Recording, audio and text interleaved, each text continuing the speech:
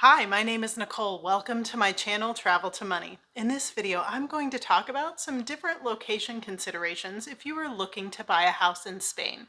I'll talk about the different types of locations based on what you're looking to do with your purchase, as well as price points across the country. If you are new here, I have created this channel to help you learn about how to travel, adventure, and have fun on the road to financial independence. I have traveled the world, I own a couple of houses in Spain, and I'm on a creative journey to financial independence. I believe the road to financial freedom can and should be fun. I hope you'll subscribe and join me on this journey, no matter where you are starting from. When I bought my first house in Spain, I really lucked out with the town because it's full of local culture and is not really a tourist haven at all. I enjoy seeing a tourist site like the Louvre in Paris or the Colosseum in Rome, just like anyone else, but I'm not a big fan of being around tourists in general. It really takes away from experiencing a culture as it is. I don't want to be in an area full of people who aren't driving properly or speaking obnoxiously to locals or where prices are high just because it's a tourist area. And if you're in a tourist area, trust me, prices are higher. But there was a lesson I learned about the tourist beach towns in Spain when I went on the trip to Spain to buy my first house. I booked a month-long stay in a 3-bedroom apartment that overlooked the sea. I couldn't believe I was getting a month-long booking for just over $500 in such a large place with such a great view. Then I got there. It was as if there were no other humans in this town. Nothing was open, there weren't people anywhere. In the entire apartment building, there were only one or two other places that seemed to have people occupying them. It was really weird and eerie. You see, over the many decades as families go on vacation, mostly from the UK and other places around Europe, the sunny beaches of Spain have been a prime spot to visit. And this has turned the beach towns of Spain into tourist destinations. And guess what? The locals of Spain don't really live in the tourist destinations because it's not fun to deal with tourists all the time, and it also makes living more expensive for the locals. Now, I'm not talking about the big cities like Valencia, but the small towns along the coastal region. Although they are tourist destinations, unlike Orlando, Florida, where we have tourists year-round, these tourist destinations are seasonal and on a major scale. Completely empty during off-season, ghost towns, and completely full during high season. Now, if you are considering a place to purchase, this really matters. For example, you might be purchasing a property as an investment to run as a vacation rental, so maybe a beach town like this is what you're looking for. You just have to be aware of the seasonal highs and lows. You can't count on income the whole year. But if you're like me, you're looking for a place to live for part of the year, looking to learn about the local culture, contribute to the community, and experience Spain in all her glory. Generally speaking, if you look inland about 15 miles or so, you'll find a lot of Spanish towns that are adorable where local culture is thriving. This isn't going to be your best rental market for the tourist seasons in Spain, but if you're looking for a great spot to live, that's what I'd recommend. The beaches of Spain are within a short driving distance, and the mountains are readily available outside your door.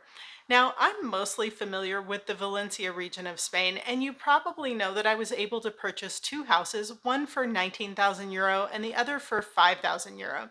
I do believe the Valencia and Alicante region of Spain are far less expensive than many other regions, and I'm not really sure why, but the best deals I've come across all tend to be in this area. Regions of Spain can vary greatly, not only in cost of living and the price of homes, but also in culture, food, language, and more. One of the most expensive regions is the Barcelona area. I've seen some reasonably priced apartments in Madrid, but I haven't seen deals like they have around Valencia anywhere else that I've looked. If you know of other affordable areas, let me know in the comments. Now, I have heard from friends that both the buying market and the rental market are up around 30% right now. I purchased the home next door to mine directly from the owner, so that is one of the reasons I got a really good deal. I also think he had been trying to sell it during COVID, and as you can imagine, it was hard to sell things when people weren't even allowed to go outside in Spain. Him just wanting to get it off his hands ended up really benefiting me in the long run. I'm just trying to explain that 5,000 euro deals for a house are not common, and maybe even less common with the market being up slightly, but there are still plenty of deals for around the 50,000 euro price, and that's for homes that are ready to go. It just depends on what you are looking for. Remember, you'll pay a heftier price tag for properties in the city like Valencia or Alicante, but it might be worth the more expensive price tag just to have easy transport with trains and to be right in the heart of things. Again, it depends on your budget and what your needs are. I like the small town life, seeing familiar faces all the time, getting to know my neighbors, and still being close enough to a city. But that's what works for me. Okay, so let's talk for a minute about where to look for properties. I've mentioned some of these before, and I have a few new recommendations as well. As I've mentioned in other videos, if you're looking for super cheap properties, you'll likely need to buy directly from an owner who isn't listing with an agent. Agent fees in Spain are usually not a percentage like they are in the US, but are a flat rate, often 7 to 8,000 euro per property. And that can make the price of a cheap house almost double. But if you're looking for houses online and they are listed by an agent, that fee is already included in the price. I've never used my own real estate agent, but I'm sure there is a value they offer. I don't really know what's in it for the buyer agent. I'm not sure if they get a commission from the seller agent for bringing them business or how that works. But I don't think it hurts you to have a buyer agent, though they're probably going to show you their property listings first. At least that's what I would imagine. If you're an agent in Spain or you've used an agent in Spain before, let me know more about the process in the comments. There is nothing like being in Spain to look around the small towns. It's very common to see for sale signs in the windows of townhouses with a WhatsApp number to call. The real estate agencies in those local towns will have listings posted in the windows of their agencies, so you can see what they have for sale and the price at a quick glance while walking by. Even though I found my first deal online, and that can be a great way to start, walking some of the small towns will also give you a feel for life there and whether or not it is a town that you will enjoy. Okay, if you're not available to walk the towns, you can also look on Facebook Marketplace.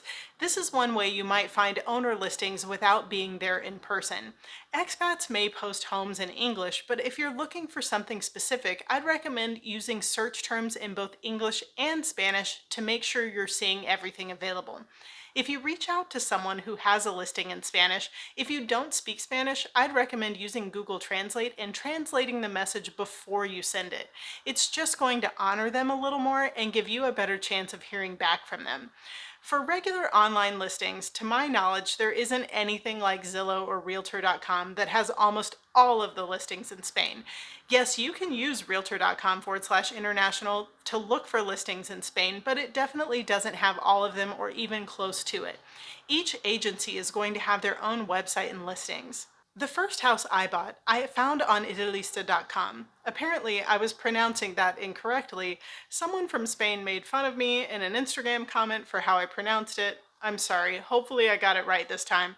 Now, I believe that site is where anyone can pay for a listing. The agency I bought from was casasicia.com, and they have listings there as well, but they probably posted on Idealista.com to have more exposure.